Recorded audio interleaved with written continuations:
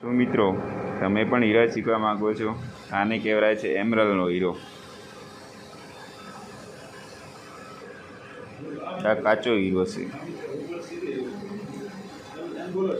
આને વેઇટ કહેવામાં આવે છે, એને લંબાઈ, એને હાઈટ,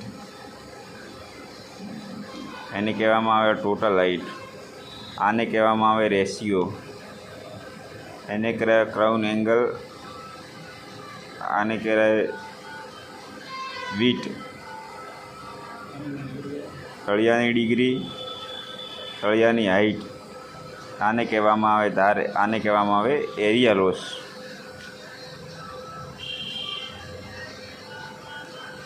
કઈ રીતના આપણે આ પ્રિન્ટનું સોલ્યુશન કરવું?